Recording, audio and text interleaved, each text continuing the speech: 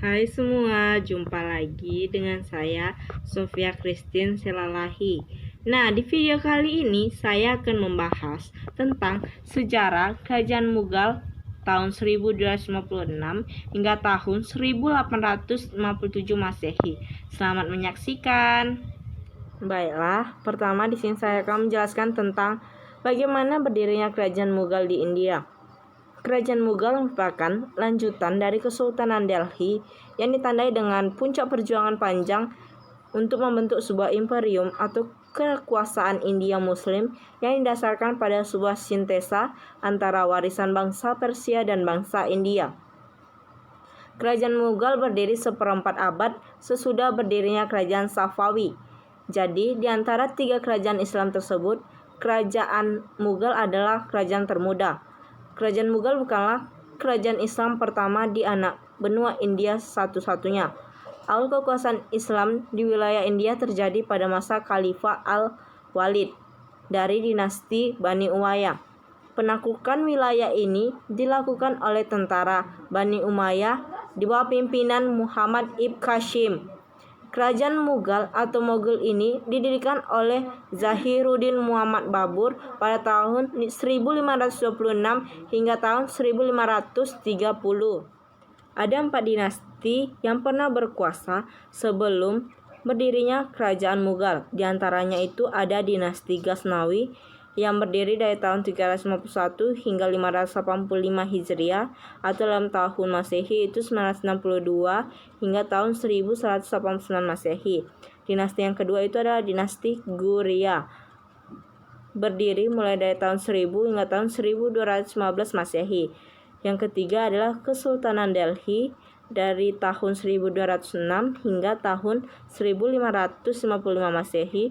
Dan yang terakhir adalah Kesultanan Bengal dari tahun 1526 hingga tahun 1858 Masehi. Selanjutnya adalah raja-raja yang pernah berkuasa di Kerajaan Mughal. Yang pertama itu adalah Zahiruddin Muhammad Babur, memerintah dari tahun 1526 hingga tahun 1530. Zahiruddin Muhammad Babur adalah raja pertama sekaligus pendiri Kerajaan Mughal. Zahiruddin Muhammad Babur adalah seorang Turki Chagatai keturunan Timur Leng dari pihak ayah dan Genghis Khan dari pihak ibu. Ketika pemerintahan Zahiruddin Muhammad Babur digunakan untuk pembangunan fondasi pemerintahan. Ketika awal pemimpinannya, Babur masih menghadapi ancaman pihak-pihak musuh. Pihak musuh utamanya itu dari kalangan Hindu yang tidak menyukai berdirinya Kerajaan Mughal. Orang-orang Hindu segera menyusun kekuatan gabungan, namun bubar berhasil mengalahkan mereka dalam suatu pertempuran. Selanjutnya, pemerintahan dilanjutkan oleh Nasiruddin Humayun yang memerintah dari tahun 1530 hingga tahun 1556. Nasiruddin Humayun adalah putra dari Babur. Humayun memerintah selama lebih dari seperempat abad, yaitu dari tahun 1530 hingga tahun 1556 Masehi. Nasiruddin Humayun menguasai atau paham tentang ilmu pasti dan astronomi atau ilmu bintang. Ketika pemerintahan Nasiruddin Humayun berhasil mendirikan sekolah-sekolah dan perguruan tinggi pertama di India. Kedua, pada tahun 1540, Humayun mengalami kekalahan dalam peperangan yang dilakukan oleh Sher Khan dari Afghanistan. Setelah 15 tahun menyusun kekuatannya di tempat pengasingan, yaitu di Persia, Humayun berhasil lagi menegakkan kekuasaan Mughal di Delhi pada tahun 1555 Masehi. Setahun kemudian, pada tahun 1556, Nasiruddin Humayun meninggal. Selanjutnya itu di Jalaluddin Akbar. pemerintahan dilanjutkan oleh Jalauddin Akbar. Ketika pemerintahannya dikenal sebagai masa kebangkitan dan kejayaan Mughal sebagai sebuah dinasti Islam yang besar di India. Jalauddin Akbar menerima tahta kerajaan ketika usia 14 tahun. Awal pemerintahan Jalauddin digunakan untuk menghadapi pemberontakan sisa-sisa keturunan Sher Shah yang masih berkuasa di Punjab. Yang pertama kali ditaklukkan Jalauddin Akbar adalah bangsa-bangsa Rajput, kelompok bangsa yang gagah dan tidak pernah mau tunduk kepada kekuasaan Mughal. Adapun sistem yang dilakukan Jalauddin Akbar pada masa pemerintahannya di berbagai bidang dapat kita lihat di slide selanjutnya. Yang pertama itu dalam sistem politik dan administrasi Mughal. Adapun sistem politik yang digunakan yaitu menurut pola kekhalifahan dinasti Abbasiyah yang sebenarnya menganut pola-pola Greco-Roman yaitu Cairo-Papisme, yang mana raja sebagai kepala negara sekaligus pemimpin agama. Sistem administrasi kenegaraannya disusun menurut sistem yang berlaku di kerajaan Persia. Ketiga, wilayah imperium atau kerajaan Mughal dibagi dalam 15 provinsi atau subah yang masing-masing provinsi itu diperintah oleh gubernur. Adapun sumber pemasukan utama keuangannya itu berasal dari pajak tanah. Selanjutnya dalam bidang agama, Sultan Akbar ternyata seorang muslim ortodok yang sangat taat. Tetapi dalam minatnya pada bidang ini telah membuat Akbar menjadi sangat toleran dan eklektik, maksudnya itu berwawasan yang luas. Kemudian pada tahun 1576 Masehi, Akbar membangun sebuah gedung yang disebut Ibadat Khana di kota Fatehpur Sikri. Jalauddin Akbar mendirikan sebuah agama baru yang diberi nama Din-i-Ilahi.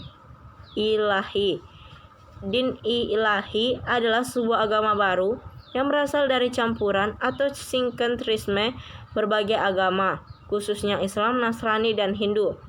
Pendirian agama baru ini didukung oleh dua orang pujangga Akbar, yaitu Faizi dan Abu Ifazi. Selanjutnya itu dalam bidang kebudayaan. Seorang menteri Akbar yang beragama Hindu, yaitu Raja Birbal, telah mengumpulkan naskah-naskah pustaka tentang pemikiran agama dan filsafat ajaran Hindu. Kedua, seorang sastrawan Muslim bernama Abdurrahim Khan Ikana telah menerjemahkan kitab Bhagavad Gita ke dalam bahasa Ikana, telah menerjemahkan kitab Bhagavad ke dalam bahasa Persia atau bahasa resmi negara. Faizi atas perintah Sultan Akbar telah menyalin dua epik besar, kitab Mahabharata dan Ramayana, dalam bahasa Persia. Kemudian Abu Fazi berhasil mendokumentasi riwayat hidup Sultan Akbar dalam karya biografi Aini Akbar dan Akbar Nama. Setelah Jalauddin Akbar wafat, digantikan oleh putranya bernama Salim.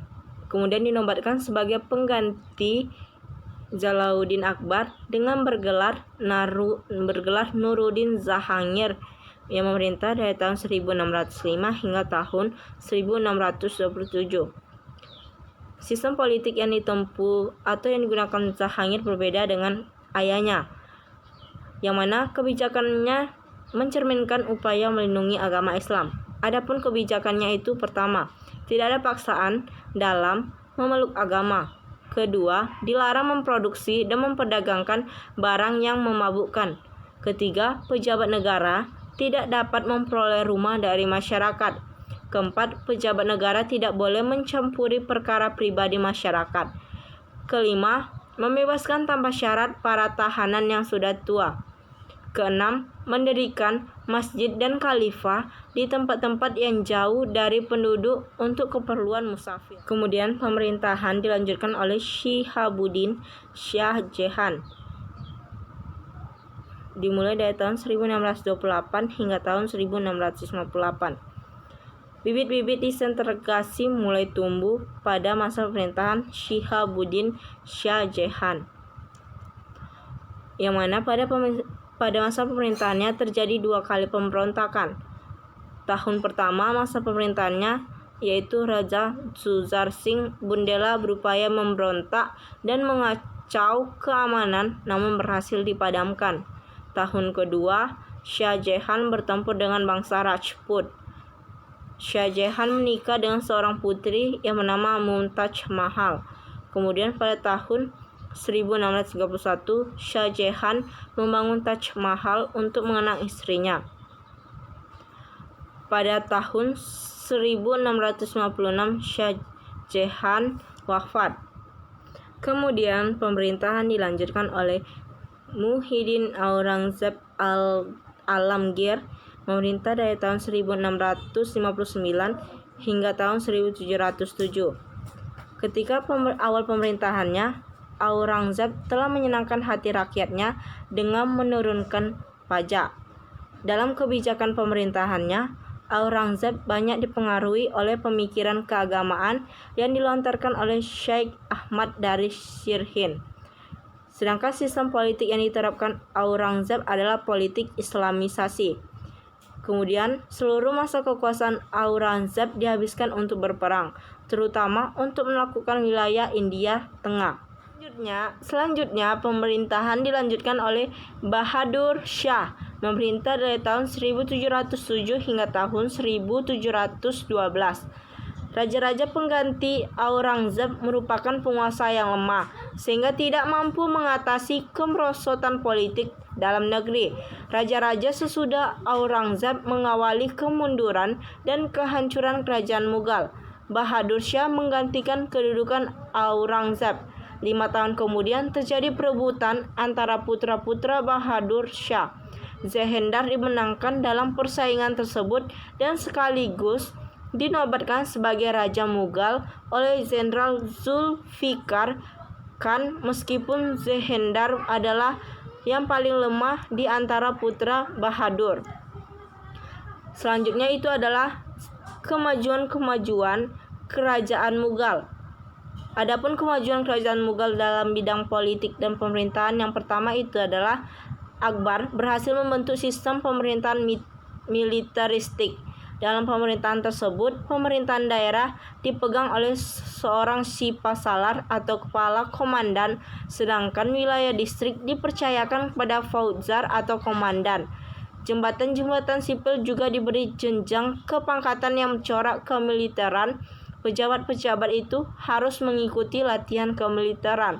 Kedua, Akbar juga menerapkan politik sulukul atau toleransi universal. Politik ini mengandung ajaran bahwa semua rakyat India sama kedudukannya. Mereka tidak dapat dibedakan menurut etnis dan agama. Politik ini dapat menciptakan kerukunan masyarakat India yang sangat beragam. Ketiga, untuk undang-undang kerajaan, Sultan Akbar membuat din ilahi, yaitu suatu pandangan dan sikap keagamaan resmi kerajaan, yaitu unsur-unsur agama Islam, Hindu, Persia, Kristen, dan sebagainya yang harus dianut oleh setiap orang. Keempat, pada masa pemerintahan Aurangzeb telah terdapat jalinan kerjasama dengan negara-negara Islam di luar India. Sejumlah penguasa Islam telah mengirimkan duta atau perwakilan negara mereka ke Delhi, misalnya Syarif Makkah, Raja-Raja Persia, Bukhara, dan Kashgar, para gubernur Turki, Basra, Yaman, dan Hammarut, para pemimpin negeri Maghribi, dan Raja Arbesinia. Sedangkan dalam bidang ekonomi dan perdagangan, untuk mengelola ekonomi pertanian, pemerintah juga mengatur tentang organisasi pertanian. Setiap perkampungan petani dikepalai oleh seorang pejabat lokal yang dinamakan Mukadam, yang mana kedudukannya dapat diwariskan. Dia mempunyai tanggung jawab menyetorkan penghasilan untuk menghindari tindakan kejahatan. Kaum petani dilindungi hak kepemilikan tanah dan pewarisan, tetapi jika tidak loyal, maka pejabat lokal berhak menyitanya. Di bidang pendidikan dan iptek, dalam bidang pendidikan, Akbar membangun bangunan khusus untuk tempat pengajian ilmu. Dia juga berusaha menarik simpati para ulama dengan menghibahkan sejumlah madrasah dan perpustakaan. Selanjutnya di bidang seni dan budaya. Seni budaya dan arsitektur puncaknya terjadi pada masa Sultan Shah Jahan yang ditandai dengan berbagai karya budaya fisik seperti karya arsitektur monumental Taj Mahal yang merupakan bangunan indah yang dimaksudkan sebagai tanda cinta kasihnya kepada istri tercinta yaitu Mumtaz Mahal. Taj Mahal juga salah satu keajaiban dunia yang merupakan lambang lampau India. Selain itu, Shah Jahan telah membangun Masjid Mutiara, Masjid Jami di Delhi, serta takhta merak yaitu singgasana yang dibuat dari emas perak, intan, serta permata cemerlang. Karya seni yang menonjol adalah karya sastra gubahan penyair istana, baik yang berbahasa Persia maupun India. Penyair India yang terkenal adalah Malik Muhammad Zayazi, seorang sastrawan sufi menghasilkan karya besar berjudul Padmafat, sebuah karya yang mengandung pesan kebajikan jiwa manusia. Pada masa Aurangzeb, muncul seorang sejarawan yang bernama Abu Fadi dengan karyanya bernama Akbar Nama dan Aini Akbari yang memaparkan sejarah kerajaan Mughal berdasarkan figur kepemimpinannya. Akbar mensponsori ajaran din ilahi, yaitu ajaran campuran berbagai unsur kepercayaan Hindu dan tasawuf dan unsur Syiah. Adapun faktor lain yang menyebabkan kekuasaan dinasti Mughal mundur yaitu dari segi bidang politik. Kebijakan politik Aurangzeb dalam beberapa hal dipandang represif bagi komunitas Hindu dan Sikh. Kemudian tidak adanya figur raja yang kuat setelah pemerintahan Aurangzeb. Kemudian keamanan negara yang labil karena banyak pemberontakan atau perlawanan. Keempat, timbulnya perang saudara yang berkelanjutan dalam setiap pergantian tahta atau perang suksesi. Di bidang ekonomi, hancurnya sistem perekonomian negara, terutama dalam hal pemasukan keuangan, baik dari pajak ataupun perdagangan yang terus-menerus merosot. Kemudian banyaknya biaya atau ongkos yang harus dikeluarkan untuk membiayai peperangan, menumpas pemberontakan atau perlawanan dari orang-orang Hindu, Sikh, dan Muslim sendiri. Sedangkan di bidang agama, ketika masa pemerintahan Aurangzeb diterapkannya sistem politik Islamisasi, dengan adanya politik ini, sikap toleransi dan eklektik berkurang, khususnya terhadap komunitas Hindu dan Sikh, sehingga kedua komunitas tersebut merasa terancam dan tidak tenang. Faktor keduanya itu adanya tindakan religious persecution atau penganiayaan karena faktor agama dari Sultan Aurangzeb. Contohnya itu seperti hukuman mati terhadap guru spiritual Sikh yang ke-9 yaitu Tegh Bahadur, membuat Sultan Aurangzeb menjadi tidak populer di mata orang-orang Sikh. Adapun bukti-bukti peninggalan dari kerajaan dinasti Mughal India. Taj Mahal merupakan salah satu contoh karya arsitektur Muslim India, yang mana Taj Mahal dibangun oleh Sultan Shah Jahan sebagai lambang cinta abadi untuk istri tercintanya yaitu Mumtaz Mahal. Taj Mahal dibangun antara tahun 1631 hingga 1648 Masehi. Awalnya, Shah Jahan menyebut masjid itu hanya sebagai makam Mumtaz Mahal, namun akhirnya berkembang menjadi Taj Mahal. Bila diterjemahkan, Taj Mahal berarti istana mahkota, sebuah perluasan dari nama Mumtaz Mahal yang berasal dari Persia. Yang Humayun Tombs. Humayun Tomb merupakan sebuah bangunan yang menjadi representatif bukti cinta Hamidah Banu Begum kepada suaminya yaitu Sultan Humayun, yang dibangun pada tahun 1556 Masehi, yang 9 tahun setelah kematian Sultan Humayun. Bila Taj Mahal dibangun oleh suami untuk istri, maka Humayun Tomb adalah makam Humayun dibuat istri untuk suami. Bangunan ini terletak di tepi Sungai Yamuna di jantung kota Delhi. Itu adalah Jama Masjid. Jama Masjid merupakan masjid terbesar dan paling terkenal di India. Masjid ini terletak di kota tua Delhi. Masjid ini dibangun oleh Shah Jahan, Sultan Mughal yang kelima. Yang keempat adalah Kutub Minar. Kutub Minar adalah menara masjid paling tinggi sedunia, yaitu dengan ketinggian mencapai 72,5 meter. Demikianlah materi yang bisa saya jelaskan. Jika ada kata-kata yang salah dalam penyampaian materi, saya mohon maaf. Sekian dan terima kasih. Sampai jumpa di video selanjutnya. Bye-bye.